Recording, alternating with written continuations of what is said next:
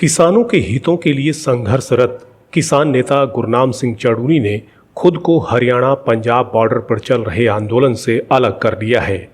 उनका कहना है कि संयुक्त किसान मोर्चा अब दो फाड़ हो चुका है और इसका सीधा फायदा सरकार उठा रही है। चड़ूनी ने रेवाड़ी में प्रेस वार्ता के दौरान कहा कि वे 3 बार मोर्चा में शामिल होने की कोशिश कर चुके हैं, लेकिन अराजनैतिक मोर्चा ने उन्हें साथ नहीं लिया। अब किसान अलग अलग लड़ाई लड़ रहे हैं, जिससे आंदोलन कमजोर हो रहा है। उन्होंने केंद्र सरकार पर किसान नेताओं के साथ सिर्फ औपचारिक बातचीत करने का आरोप लगाया और कहा कि सरकार असल में समाधान चाहती ही नहीं। चड़ूनी ने किसानों की एकजुटता पर भी सवाल उठाया और कहा कि अगर गन्ना किसान सरसों किसान का साथ नहीं देगा और सरसों किसान गन्ना किसान का, तो सरकार इसी फूट का फायदा उठाती रहेगी। आइए सुनते हैं गुरनाम सिंह चड़ूनी की पूरी प्रेस वार्ता। देखिए, आज हम रेवाड़ी के अंदर हैं और ये हमारे जो है वो प्रधान हैं समय सिंह जी। तो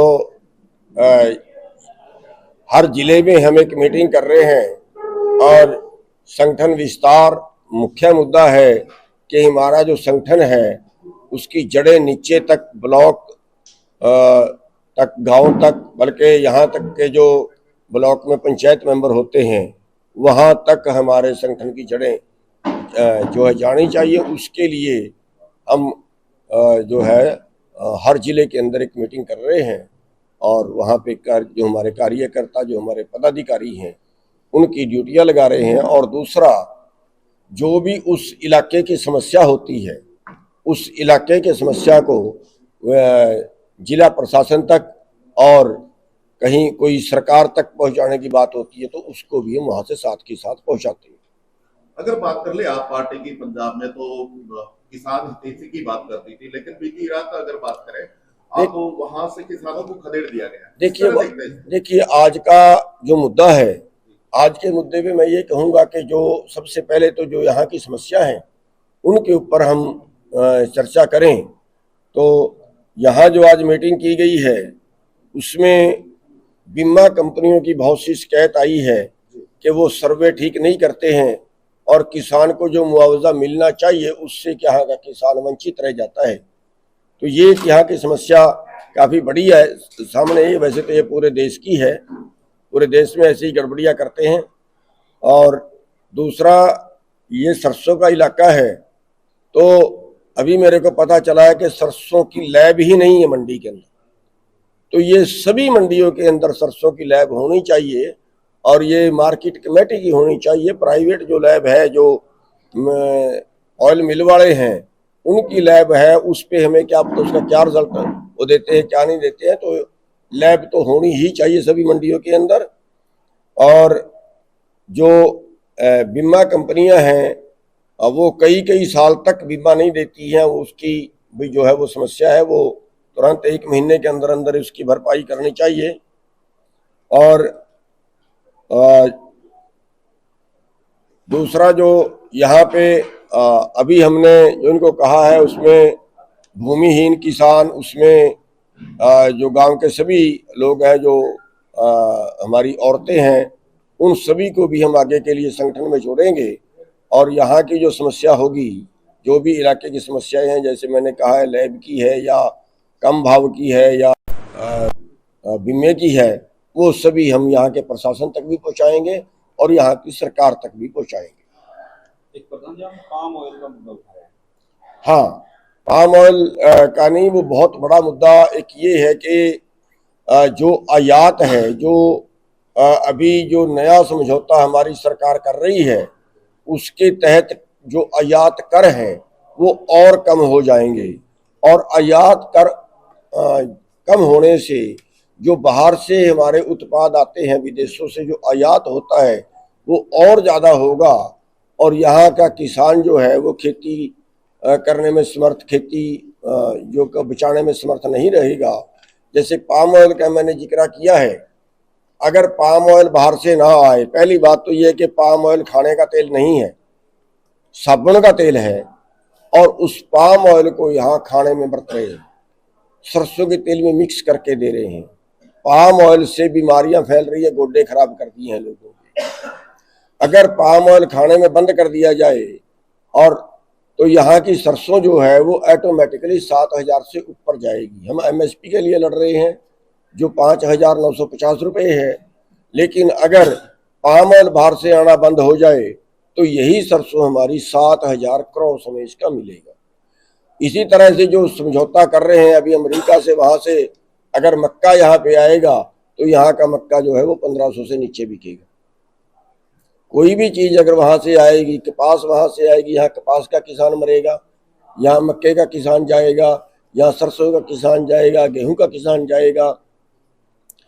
यहाँ पे जो 82% किसान हैं वो 2.5 एकड़ से कम के मालिक हैं, और अमेरिका के अंदर जो छोटे से छोटा किसान है वो भी 10 वर्ग किलोमीटर का मालिक है, और 50,000 एकड़ तक भी एक एक किसान के पास वहाँ पे है। वहाँ 3% लोग खेती में शामिल हैं, यहाँ अभी भी 60% लोग खेती पे निर्भर हैं। वहाँ की जो सब्सिडी है वो बहुत ज़्यादा है, यहाँ कुछ भी नहीं है। तो अब जो ये नया व्यापार खोल रहे हैं, FTA जो लागू कर रहे हैं, फ्री ट्रेड, तो उसके अंदर जो है भारत का किसान बिल्कुल बर्बादी के किनारे पे पहुंचेगा।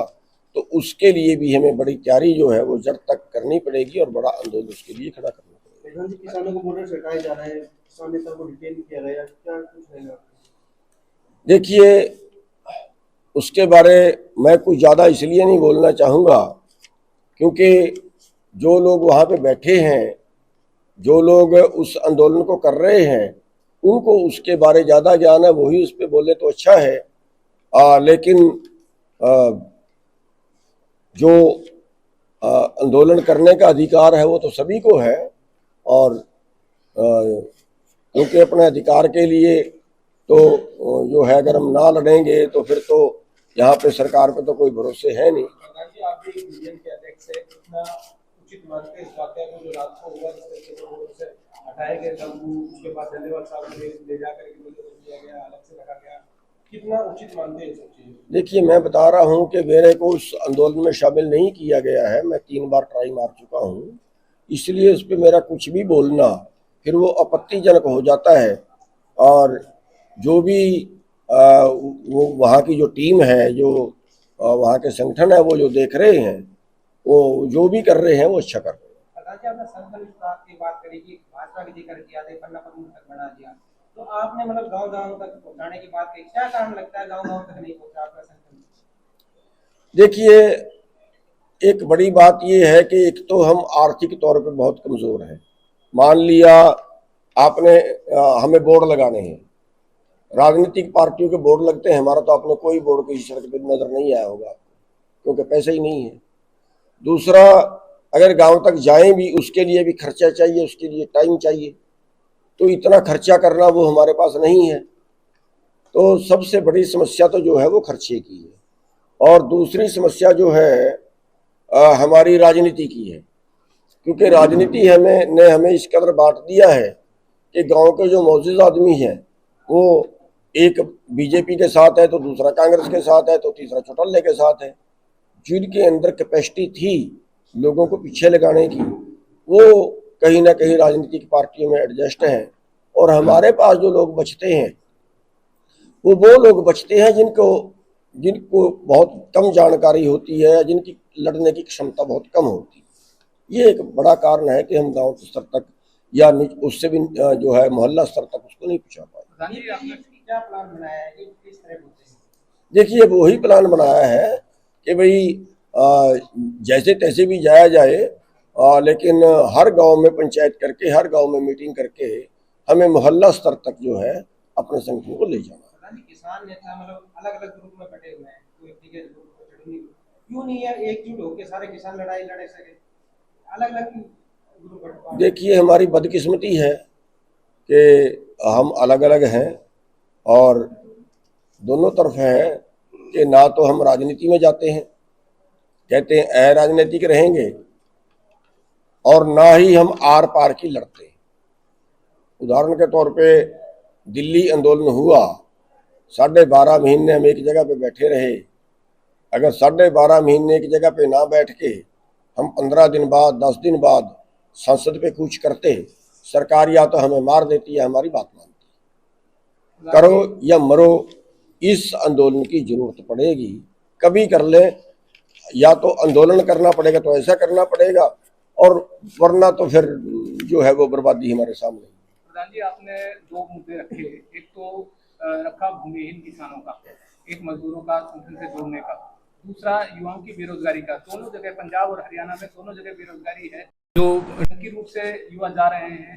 तो किसानी से जोड़ने के लिए, खेती बाड़ी से जोड़ने के लिए क्या संगठन की ओर से कोई प्रयास किए जाएंगे? जैसे संगठन को देखिए, जब तक खेती में मुनाफा नहीं होगा तब तक अगली पीढ़ी खेती में आना पसंद नहीं करेगी।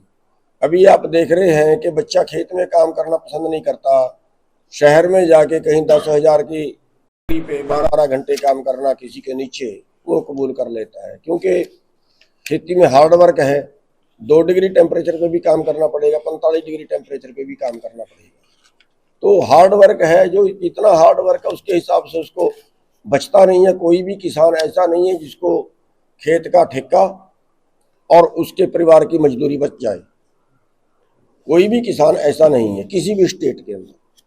और यही कारण है कि जो अगली पीढ़ी है वो कुछ भी काम करना पसंद करती है, लेकिन खेती से बाहर नहीं पाती। तो हर संगठन को किसान और खेती को बचाने की बात करता है, तो ऐसे में कैसे बचाई जाएगी? क्या रणनीति है संगठन की? हम वही तो एक प्रयास कर रहे हैं ना कि खेती मुनाफे का सौदा हो, खेती घाटे का सौदा ना हो। जैसे हम MSP की बात करते हैं, अभी सरसों है, मान लीजिए आपके यहाँ अच्छी निकासी है सरसों की, 12 क्विंटल भी निकल जाती है। तो अगर 12 क्विंटल सरसों 600 रुपये कम बिके तो 7200 रुपये का 1 एकड़ में ही नुकसान हो गया उसको।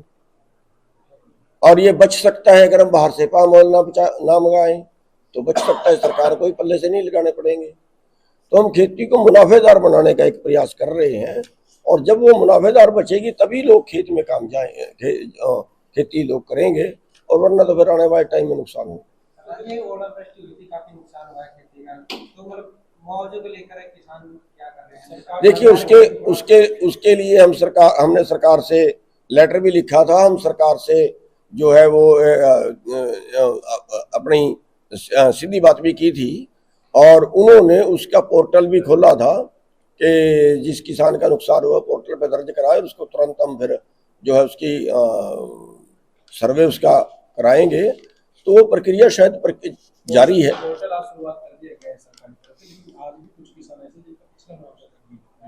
हाँ, भैया लंबे टाइम का 2-2 साल 3-3 साल तक नहीं देते। हम कंपनी हर जगह लड़ते हैं। अभी ये सत्यमान जी बैठे थे, कितने दिन का गोहाना में धरना चला, लड़ते हैं, लेकिन सरकार की और कंपनियों की मिलीभगत है। इसमें होना तो ये चाहिए कि हम कंपनियों के पास हमें क्यों बेच दिया गया। सरकार अपनी कंपनी भी तो बना सकती है। बीमा कंपनी सरकार को अपनी बना के अपनी कंपनी से बीमा करना चाहिए किसानों को, ताकि किसानों के साथ धोखा कम हो। तो ये उसका इलाज है। तो हम जितना परमात्मा ने समर्था दिया उतना कर रहे हैं, उतना लड़ रहे हैं। शहीदी दिवस मनाने की जैसे बात थी राजस्थान में, कहाँ शहीदी दिवस मनाया जा रहा है? देखिए, शहीदी दिवस तो जगह जगह पे, अलग अलग जगह पे बहुत से मना रहे हैं। और यहाँ पे मेरा प्रोग्राम तो बुलंदशहर का है, उत्तर प्रदेश के अंदर, वहाँ बहुत अच्छा बड़ा प्रोग्राम कर रहे हैं। और यहाँ पे जो है संभाल का मंडी है, उसमें जो जनता सरकार मोर्चा है वो, और हमारा बेटा भी वहाँ पे जाएगा। तो कई जगह पे मना रहे हैं। यूनियन की ओर से कोई राज्य स्तरीय प्रोग्राम भी कोई ऑर्गेनाइज किया जा रहा है? देखिए, अभी तो जो अभियान हमारा चल रहा है, अभी तो संगठन विस्तार का चल रहा है, उसके बाद अगला। DNI पर सबसे पहले खबरों की अपडेट के लिए सब्सक्राइब करें और बेल आइकन को दबाना ना भूलें।